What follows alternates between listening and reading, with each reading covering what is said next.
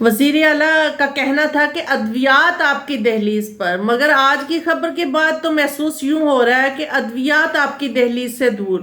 I am F کی تجویز پر cell tax لگانے کا جو ایک پلان ہے وہ تیار ہو گیا ہے۔ 10 سے 18% سیل ٹیکس لگے گا، جس میں بلڈ پریشر، ہارٹ پیشنٹ اور ڈائبٹیز کے مریض اور جان بچانے والی ادویات جو ہیں ان کی قیمتوں میں اضافہ ہوگا، اور عوام کی قوت خرید سے یہ تمام ادویات باہر ہو جائیں گی۔ اب تھوڑا سا ماضی کی طرف جانا چاہوں گی کہ جو 16 ماہ کی گورنمنٹ تھی اس میں ان کی 14 سے 30% تک ادویات کی قیمتوں میں اضافہ ہوا تھا، جس میں خصوصی طور پہ انسولین جو کہ بہت زیادہ مہنگی ہوئی، اور پھر اس کی مصنوعی قلت کا بڑا سامنا رہا ہے۔ ایک سروے کی رپورٹ کے مطابق یہ میں بات کر رہی ہوں کہ اتنی مصنوعی قلت ہوئی کہ جان بچانے والی ادویات، ایون ڈائبٹیز مریضوں کو بہت زیادہ مشکلات کا سامنا کرنا پڑا، اور ان کو مہنگے داموں انسولین خریدنی پڑی۔ اور اس کے علاوہ مرگی کی دوائی جو کہ مہینے میں صرف ایک بار میڈیکل سٹور کو دی جاتی ہے، یہ صورتحال ہے ہماری دوائیوں کی کہ مریض بیچارے جو ہیں بنا دوائی کے مارے ایڑیاں رگڑ رگڑ کے،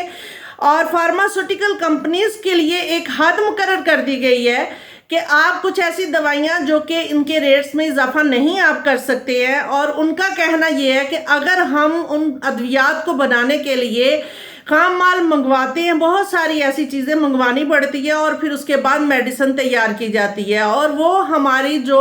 ہم بناتے ہیں وہ ہماری لاگت سے بہت زیادہ انکریز کر جاتی ہے، اور جو قیمت حکومت کہتی ہے کہ اگر ہم اس قیمت پہ مارکیٹ میں دیتے ہیں تو وہ ہمیں خسارہ ہے، ہم کیسے وہ ادویات تیار کر کے مارکیٹ میں لانچ کریں۔ تو یہ ایک بڑا لمحہ فکریہ ہے۔ پھر اس کے علاوہ ایک مزید بات بتاتی چلوں، 2000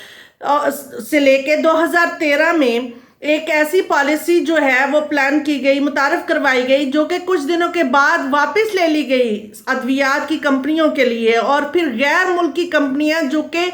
40 کمپنیاں تھی پاکستان میں، 24 رہ گئی ہیں۔ وہ صرف اس وجہ سے پاکستان کو چھوڑ کے چلی گئیں کہ یہاں پہ ادویات کی قیمتیں منجمد نہیں ہو رہی ہیں۔ اب لمحہ فکریہ ہے یہ عوام کے لیے بھی، جو کہ ایسے سیاستدان اپنے اپنے حلقوں سے چنتے ہیں، اور وہ بعد میں جا کے کس طریقے سے ان کی قسمت لکھتے ہیں کہ دوائیاں بھی اپنے ہی پیسے خرچ کر کے اپنی زندگی کو نہیں بچا سکتے، اور مریض ایڑیاں رگڑ رگڑ کے مرنے پہ مجبور ہو چکے ہیں، اور ادویات کے اوپر بھی سیاست بنائی جا رہی ہے۔ بہت شکریہ۔